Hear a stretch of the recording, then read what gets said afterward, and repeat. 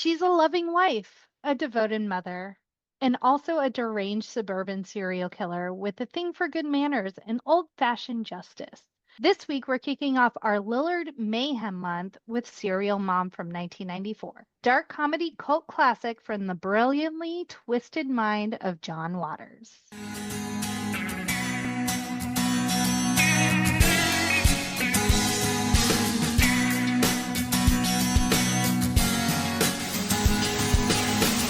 Welcome to the No More Late Fees podcast. I'm Jackie. And I'm Danielle, and we're just two best friends and ex-Blockbuster employees rewatching some of the best and worst movies from the late 90s and early 2000s. But this week, we're actually celebrating our very first Lillard Mayhem, our tribute to the one and only Matthew Lillard, by throwing it back to this early role in John Waters' Serial Mom. Deep cut. We went all the way back to 94, which usually stay in 95s, but we had to do it. But before we dive in, let's get into some housekeeping. If you love the podcast and you want to support us, here's a few ways that you can. By leaving a review on Apple Podcasts, Spotify, or wherever you listen. Your reviews help us grow and keep the nostalgia alive. And don't forget to hit that subscribe button so you never miss an episode. We've got plenty more deep dives into your favorite 90s and Y2K movies coming up. And if you want to show off your love for nostalgia, please check out our No More Late Fees merch at nomorelatefees.redbubble.com. From movie-inspired designs to podcast swag, we've got something for every movie lover. And we are so excited to have our dear friend Amber joining us in our celebration of Matthew Lillard. Welcome Hello. back. Hi. So excited. If you want to get to know Amber better, check out our episodes of Space Jam, The Hot Chick, Saw, and the accompanying bonus episodes. Could not pronounce that. Plus, you can check out this week's episode as we rank Matthew Lillard's top grossing movies. But let's dive into what Serial Mom is about. Serial Mom follows Beverly Sutphin, a seemingly perfect 1950s-style housewife with a not-so-secret passion for murder. As her neighbors and PTA rivals begin to mysteriously die off, her family must reckon with her secret life, while the media turns her crimes into entertainment. The movie stars Kathleen Turner, Sam Waterston, Ricky Lake, and Matthew Lillard. It was directed and written by John Waters, and you can currently watch it for free on Tubi. But before we start, let's get into our ratings rewind. So you know the drill. Before we get into the movie, we'll reveal the rating our Y2K versions of ourselves would give. Then at the end, we'll see if our current selves agree with our initial rating. Our scale consists of would buy it again. The best would play and repeat. 5-day rental. Would watch again. 2-day rental. Okay, but nothing to write home about. And same-day rental. Well, you better recycle that bitch or somebody's gonna kill you. It's trash. Love it. All right, Amber, we'll start with you. I'm going with would buy it again. I owned it then. I grew up on John Waters movies. I have always loved this one. Jackie? I as well love John Waters movies. Somehow this one eluded me, and I have never seen this movie before watching it. I know. Jackie. You stay surprising me, girl. I surprised myself on this one. I was like, oh shit, this was done by John Waters. Wow.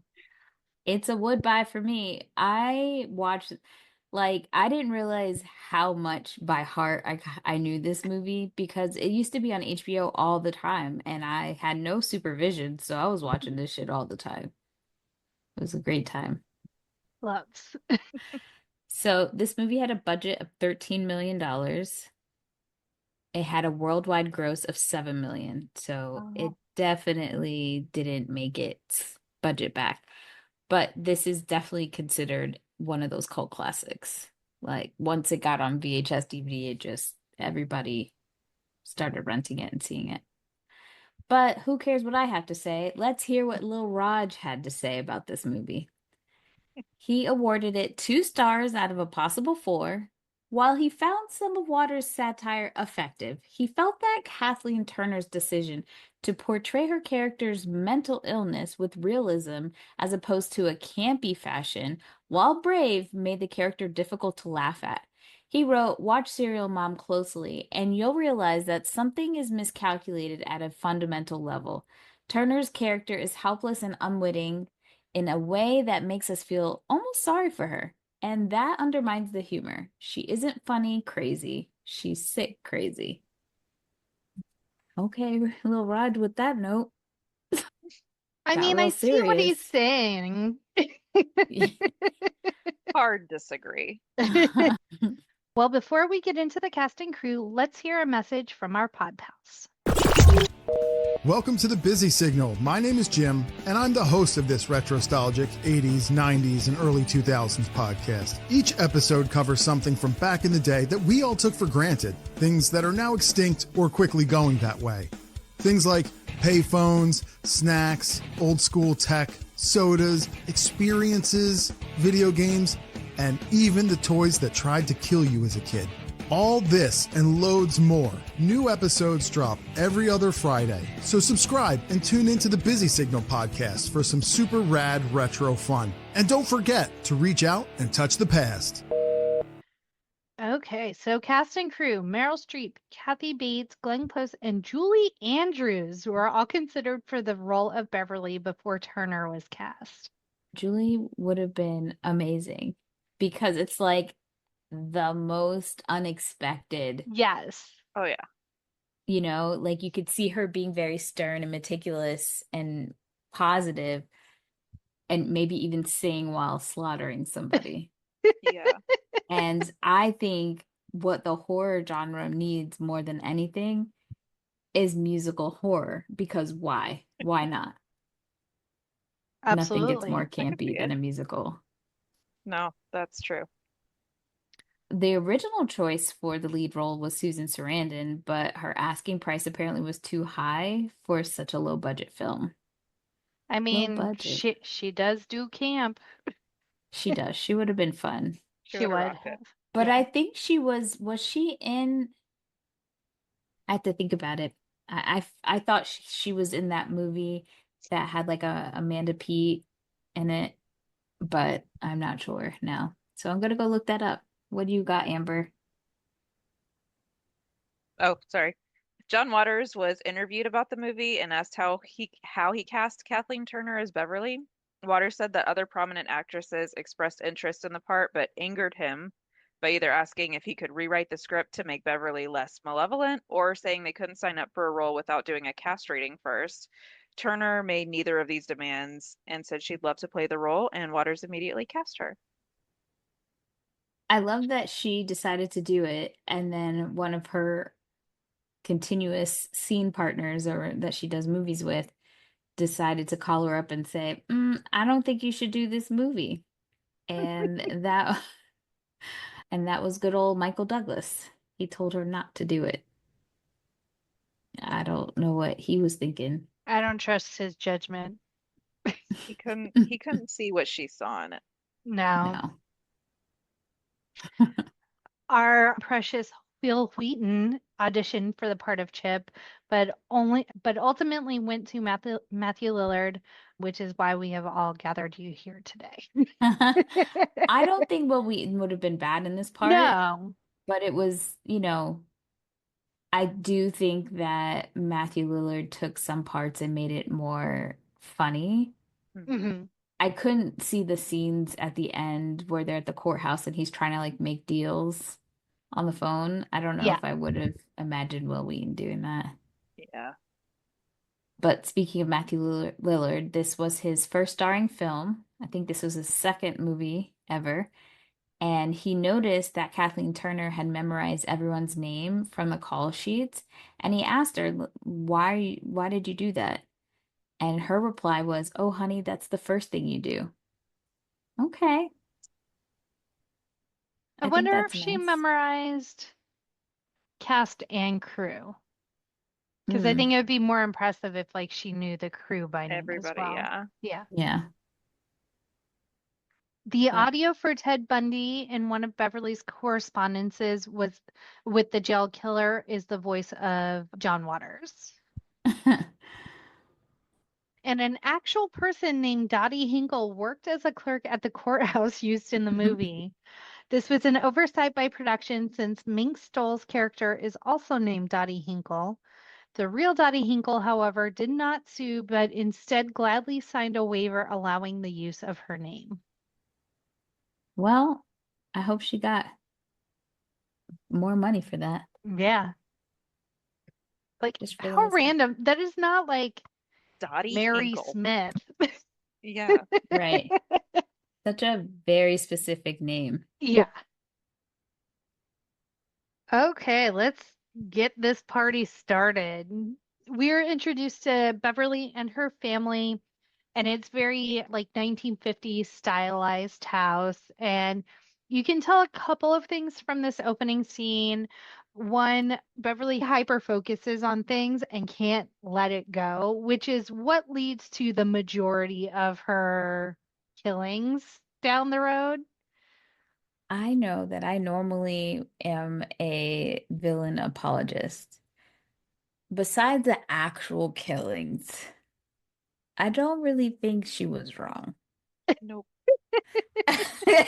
I just think that yes, she definitely has some mental illness and was acting on thought. She was very frustrated, Yes. and I think she was masking and living this kind of life. I'm not even going to try to use therapy terms or whatever, but the old version of me, as some might like to say, might have wanted to pop off on some of these same things. Now, the recycling thing cracked me up because that reminds me of my mom. She definitely has beef with the city of Coral Springs. And she goes down there and like she won't have an appointment. She'll go down there and she'll wait and talk to whoever, mayor, city councilman, whatever. She's ready to like cuss them the hell out. So We all maybe have to that's be doing our part. right. The fucking neighbor was just throwing shit away, Right. You should care packing about your peanuts all over neighborhood. the place. Like, what the fuck? Like, and her reasoning for not recycling was crazy. She just said she didn't have room. And I'm looking at her big ass house, her garage, her driveway. How you don't have room to recycle? You're not making sense. Yeah. We're also introduced to Beverly's family, her kids, Misty and Chip. Misty is played by Ricky Lake, regular in John Waters movies. Chip, obviously played by Matthew Lillard, and her husband, Eugene, played by Sam Waterston. I was so uncomfortable watching Sam Waterston, who I've watched my whole life on television, trying to do the nasty with his wife, aka Kathleen. Like, I was like, I'm not prepared for this. Even though I've seen this movie a million times, I know it's coming. Fast Just forward. just don't sit right with me. You had It's the such look a that the children had. Yeah. Could you imagine, like, hearing your parents have sex is a whole nother level of trauma. Yeah. And for anyone who's had to deal with that, I'm sorry. I'm so sorry. So we meet her family. Mhm. She's making breakfast, and then that, like, complete fixation that you're talking about happens because there is a fly, and she doesn't even, her husband's telling her his whole life story. She don't give a damn because she Mm-mm. got to catch this fly. And you know what? Again, I don't think that's crazy. There's nothing worse than having this damn zoo zoo in your ear. Gotta go. And so she killed it, and it was a very bloody fly. Which do flies bleed? I've Yeah. never seen a fly that Well, I've bloody. seen a mosquito, Oh Yeah, yeah. because they yeah, suck your bleed. blood, but I have to check and okay. see because I feel like I've murdered a few. So the cops show up and they're like, "Hey, we're getting reports of someone harassing Dottie Hinkle." and calling her and making obscene like calls with vulgar language. Do you know anything about this? We're just asking all the neighbors. And she's like, I don't curse. I don't know what you're talking about. And so then the cops leave and she like giddily like runs upstairs and goes to her bedroom and she's just like repeatedly yelling pussy into the phone. And Dottie's like, why? Well, I found out the answer. Side note, Okay. flies do not bleed. So I don't Oh, think, well, so that that's was what the dramatic internet, effect. maybe. So Okay. dramatic that the ASPCA refused to allow an actual fly to be killed in the opening kitchen Ah, scenes. So the art director made a false, quote unquote, dead fly. So maybe he well, didn't get the memo that yeah. they They don't don't bleed. bleed. Yeah. Interesting. So I can't remember her reasoning for harassing Dottie. Does she just not like her? Did Dottie do something? The Yes, they have parking a, spot. It comes up later where Beverly's at the store and she's like trying to get into a parking spot and Dottie like snakes it from her. Like she's waiting for someone to pull out so she can pull in and then Dottie comes in. And that is Ah, what is driving this rage at this point. which is kind of crazy because I would have just called her out right then and there. Like, there's Hmm. some things, yes, I hold a grudge, but bitch, you don't see me standing here, sitting here? Right? Like, what in the hell? or just Especially pull a when I have my Kathy life. Bates in Right. fried green Fried green tomatoes and just tomatoes.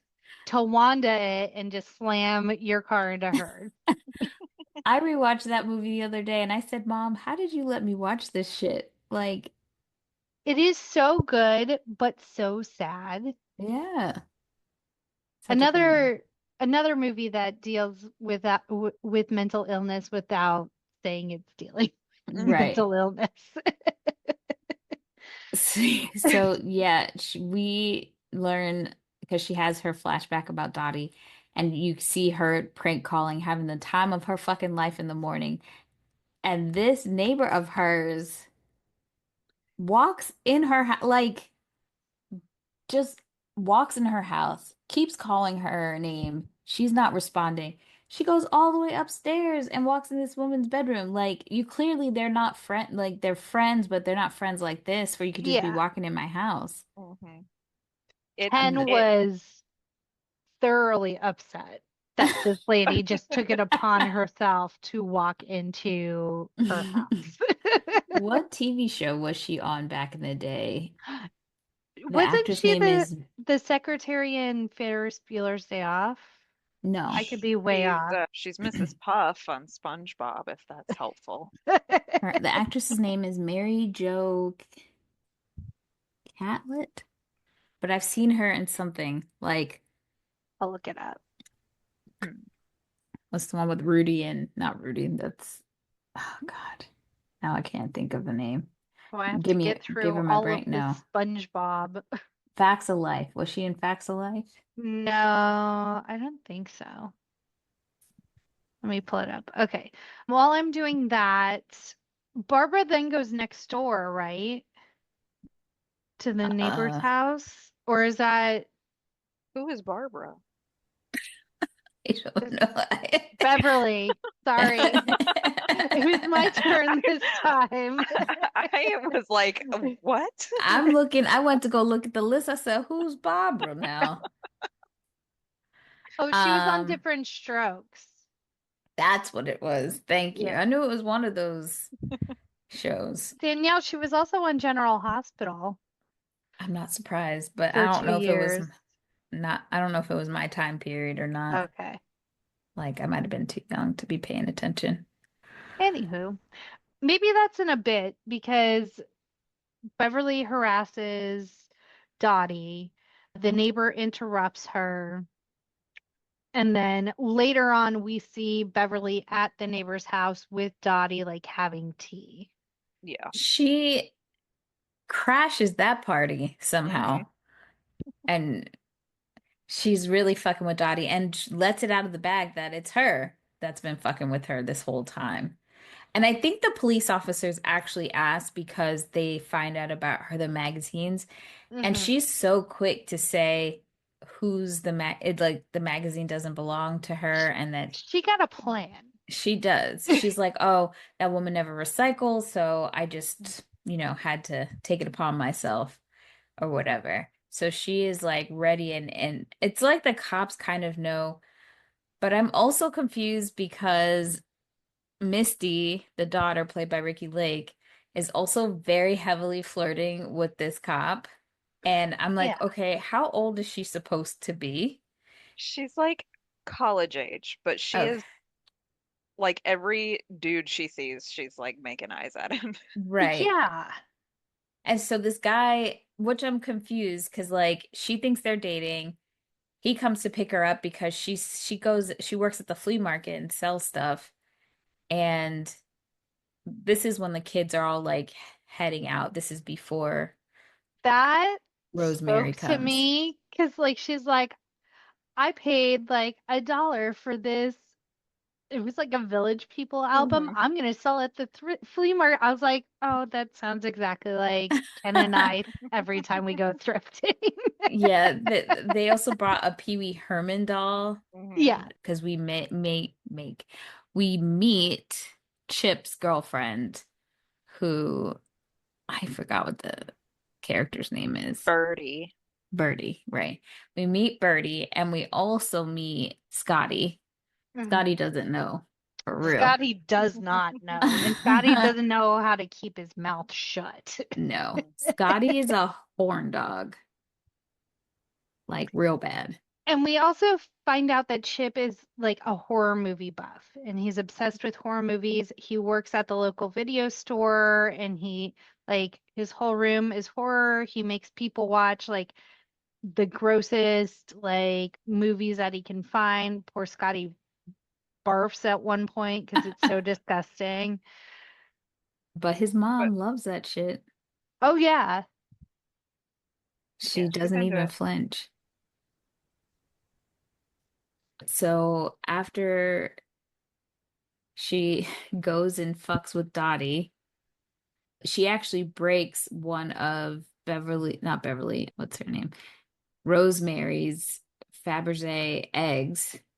So this is their excuse to actually go to the flea market. And I Hmm. think by the time this happens, we learn that Misty has been stood up by her quote unquote boyfriend. I think his name is Carl. Yes. Hmm. Carl done with her. He's on dates with Tracy Lord now. He's at the flea market with his new bitch. Hmm.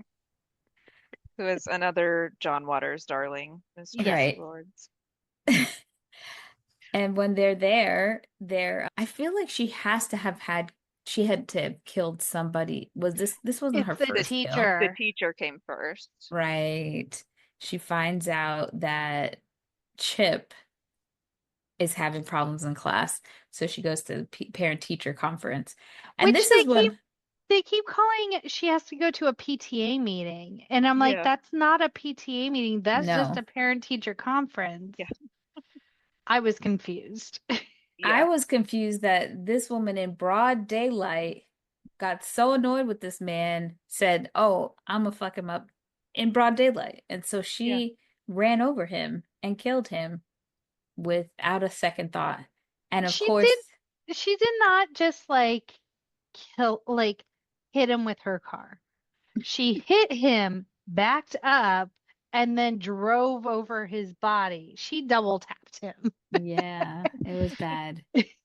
And the only person that noticed, like, she really is in such delusion that she does not even care that someone could have saw her. And Mm-mm. it's a stoner girl that saw her. And so now everyone in town is talking about it, and the police are trying to figure it out. And all the clues that they have is that it's a blue station wagon. And guess who is the only person in town who has a blue station wagon? Miss Beverly. Beverly. All leads head back to Beverly. So she's killed this teacher.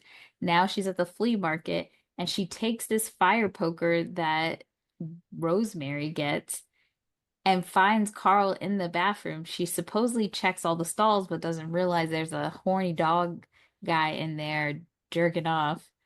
and he's hiding so she doesn't see him. And so she kills him. Not the guy, but she kills Carl. Very, like, what did she pull out? His liver or something at the end of Yeah, that? it's some goopy And then organ. and she has Yeah. blood on her shoes. Like she is not in serial killer mode where it's like I'm like Jackie's favorite Dexter. Like there's no thought. But it's like some things she's so meticulous about, like the letters from the magazine. Like she has an alibi for that. Like she has thought that through. But then it's like sometimes the rage takes over, and so then she kills in the moment, and those are where she gets caught because she doesn't have time to plan. All I want to sing now is the Kelly Rowland song When Love Takes Over, but instead it's When Rage Takes Over. Yeah, yeah. Yeah, that's the new hit right there. Hmm. So she kills this man, nobody sees her do it, and But the neighbor lady is like, you have dog poop on your shoe, and Beverly is like, oh, ew, gross, and like doesn't even like properly wipe it off or like, oh my God, like I have evidence on my shoe. She just kind of flicks a piece of like man meat off of her shoe. uh, And then Beverly or the neighbor lady like steps on it or something. Like it gets smeared on the ground and then you can see it's red like blood. And then the neighbor lady's like, I think she just killed that man in the bathroom. I just think it's so hard to believe, right? Like you're around this neighbor all the time. You've never seen her be violent per se. Yeah. So I can understand why people are questioning. But Yeah. who else does she kill next? It's not the Next, Annie lady, is it? I'm trying to think. I think next is the couple. Yeah. When they think she's gonna kill Scotty. Yeah, Scotty's Yeah. parents. And Scotty enrages her on principle because he never wears the seatbelt. Hmm. So is it, I was, okay, I was confused about this part. Is it Scotty's parents, or did they think she was going to Scotty's house and then it turns out she went to a different house? Bingo. Okay. Yeah, they're not related. Because at first I was like, oh, I thought it was Scotty's parents too, so Okay. I got confused. Yeah. So yeah, there's a couple that's constantly driving her husband crazy because the man is a man baby and can't stand his dental pain, and his wife is like overzealous and constantly taking charge. And so her and her husband were supposed to go bird watching after a real good hump session that they had very loudly because she secretly reads serial killer biographies Hmm. and has letter exchanges with some of them, which is wild business. But it gets her in the mood. It gives Yeah. her revved. That and killing gets her revved up, and she's like, hey, let's do this. And the kids are I like, please don't do this. I don't want to yuck anyone's yum, except when some of your yum is having to do with killing people. That's my line in the sand. Or the dirt, Fair. ashes to ashes. So she kills the couple. She has a pair of scissors, Hmm. and so Yes. she stabs the couple to death. Meanwhile, Misty and Chip are on their way to Scotty's house because they think she's going to kill Scotty. And And Scotty catches her killing the lady who doesn't bring her Annie tape rewound. Yes. And so she has to go chase Scotty. with a fucking leg of lamb, Yeah. just pummels That her this to death. woman is picking at in the middle of the day. It When was did you so roast weird. that leg of lamb? I don't know, but the part that made me cringe the most in this whole movie, and y'all know what it is, Hmm. that dog sucking up on her toes, and she was loving it, and it was gross. Do you remember, was it an episode of Nip Tuck where that lady's dog ripped her nipple off? You know what I'm talking about? I I used to don't. watch Nip Tuck, but I don't remember. I think it was Nip Tuck. Maybe it wasn't. But she was like putting peanut butter on her body and having the dog lick it, and then it ripped her nipple off, and they had to figure out how to put her nipple Some back people, on. some people should not have animals. That, Some no. Some people, I'm sorry, but there's some people who think really nasty things. And Yeah. if they're alone with their animal for too long, it's a problem. And that's is. nasty. That's Yeah. real nasty business. And that's where my mind went. Like, that's what I felt like. That type of behavior was what was being satirized by the toe licking. I was Yeah. like, Ugh. there's some subtext here and it's gross. So slowly, like the cops began to link Beverly to the murder. Like there's a misplaced dental appointment card at Carl's house, the meat on her shoe at the swap meet. And so people are kind of like they're connecting the dots, but everyone really likes Beverly. And at the end of the day, they're like, it's kind of like whoever's doing this is kind of justified in doing it. Like they're kind of like, I I don't Is she condone it, doing but bad? I understand. Yeah. But Scotty was the last straw because they had been zeroing in on her, but this was it. And I Yeah. love the part that she's stolen a van at this point, trying Mhm. to find Scotty and kill him. And it turns out that that wave she does as her family are now in the car seeing her drive after Mhm. Scotty was not included in the script. It was just something she She did. just did that. Kathleen did it, yeah. I love And that. John Waters didn't even recognize it till much later. I think at a screening or something. So yeah, now she's in it. They taking that bitch to trial because she done killed all these people, and she ain't got a worry in the world. And her whole family is like, you know what? That's our mom. That's our wife. We support her. We support.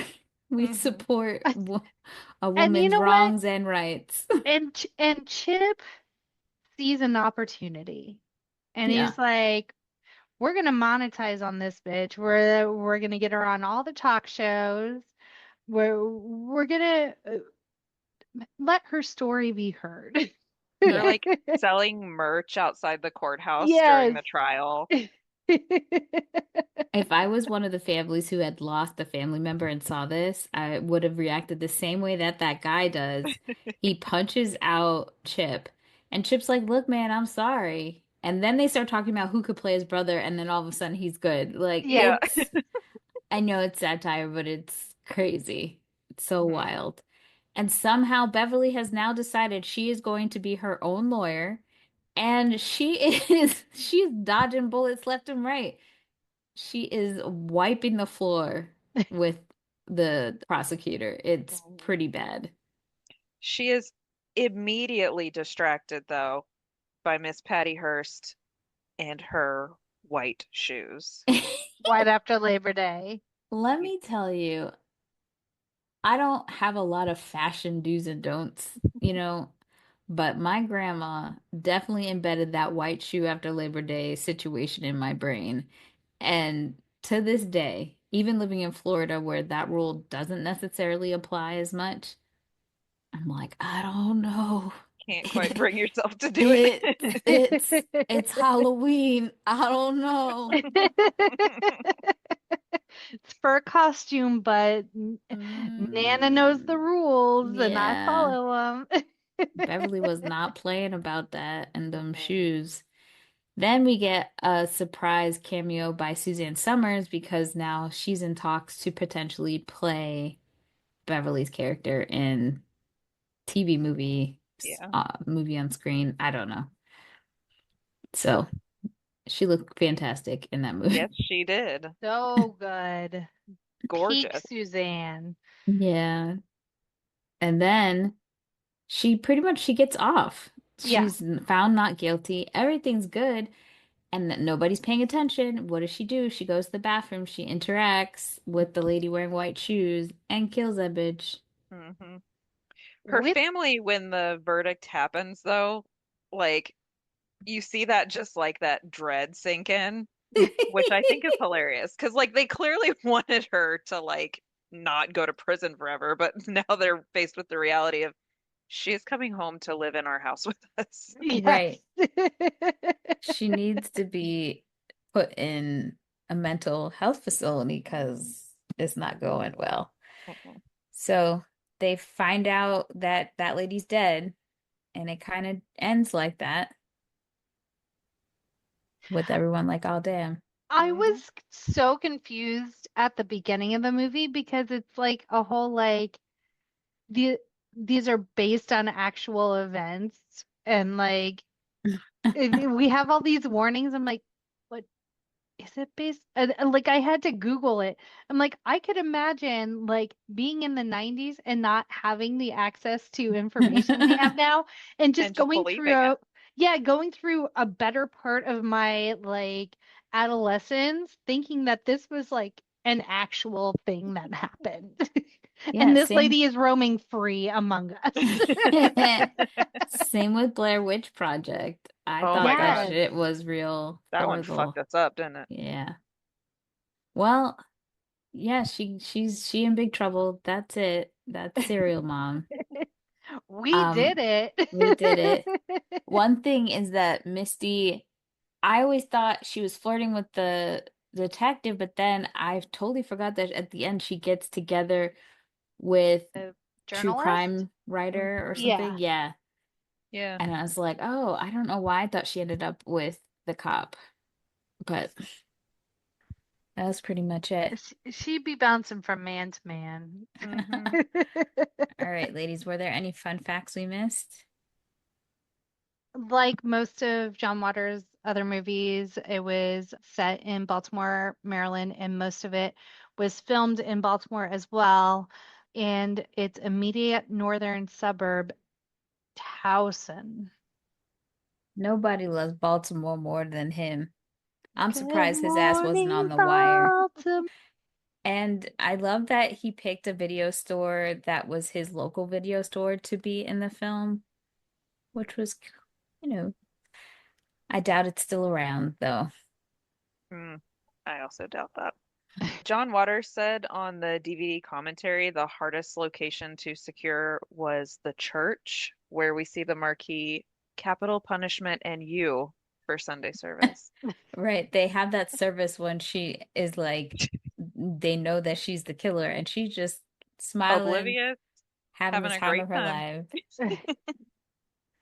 Apparently, the copyright holders of the song Tomorrow, as heard when Mrs. Jensen is watching Annie in her living room, charged 60 grand for the rights to use the song because of the explicit content of John Waters' past films.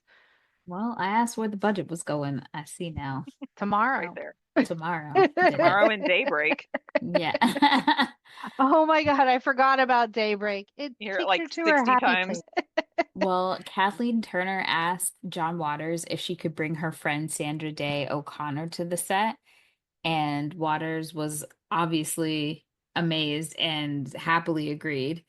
And O'Connor spent the entire day on set and was photographed with the whole group at the end of the day.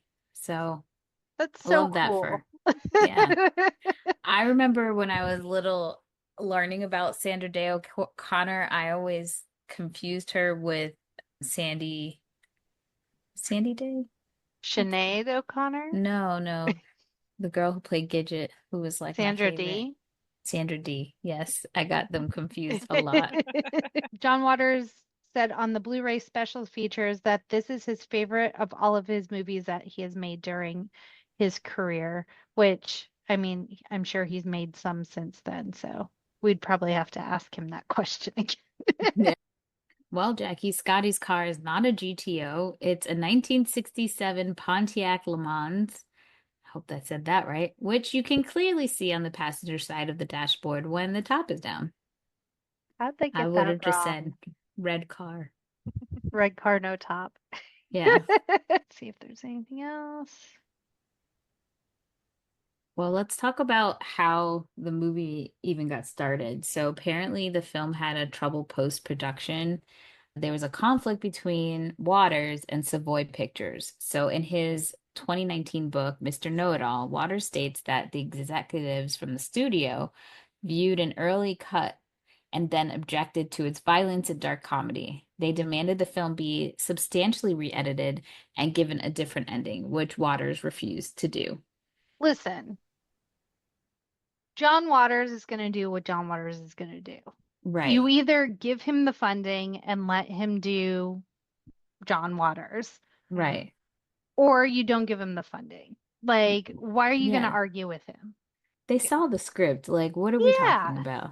And at this point in time, we knew who he was. We knew what he was Right. doing. Like, It was pretty Hmm. bad. So then it continued to be a struggle because then they had a test screening that did poorly, which Waters believed was deliberately held before a conservative audience, which they were more than likely to not enjoy the film.